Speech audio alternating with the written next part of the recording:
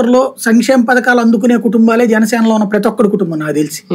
జనసేనలో ఉన్న 98% మంది కుర్రోళ్ళు వాళ్ళ ఇళ్లలో వాళ్ళ అమ్మో నానో ఖచ్చితంగా ప్రభుత్వ పథకాలు అందుకుంటున్నాడు.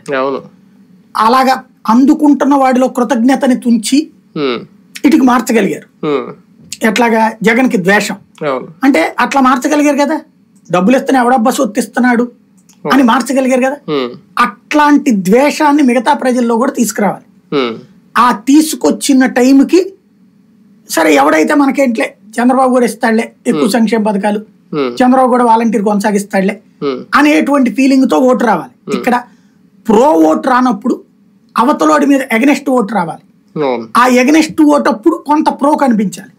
ఇది ఒక వ్యూహం. ఇక్కడ సాధారణంగా ఎన్నికలకు ముందు లైక్ మనం లాస్ట్ టైం తెలంగాణలో ఎన్నికలు చూసుకున్నా హరీష్ రావు ఒకవైపు, కేటీఆర్ ఒకవైపు, కేసీఆర్ ఒకవైపు అన్ని నియోజకవర్గాలను టచ్ చేసి సుడిగాలి పర్యటన చేయడం మనం ప్రతి ఎలక్షన్ గా చూస్తాం.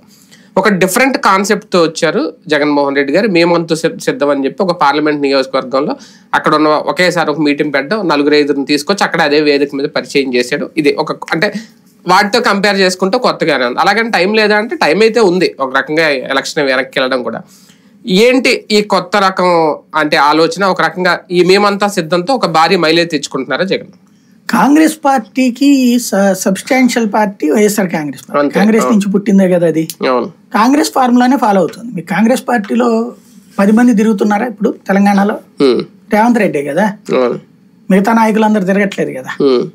పైన స్థాయిలో రాహుల్ గాంధీనే కదా, ఇంకెవరు లేదు కదా. ఇక్కడ కూడా ఈయన అంతే. ఇంతవరకు రాహుల్ గాంధీ వాళ్ళ అమ్మ చెల్లి తిరిగారు, ఇప్పుడు తిరగట్లేదు వాళ్ళు. ఇక్కడ కూడా వీళ్ళ అమ్మ చెల్లి తిరిగారు, తిరగట్లేదు ఇప్పుడు. అది అంటే కుటుంబ వ్యవస్థ అన్నటువంటి దాన్ని మొన్న కేసీఆర్ కి దెబ్బ కొట్టింది. మొన్న ఏంటి ప్రచారం అంతా చేసింది హరీష్ రావు, కేసీఆర్, కేటీఆర్. చూస్తే ఇదేంది కుటుంబ పార్టీ ఇది అనేటువంటి జనం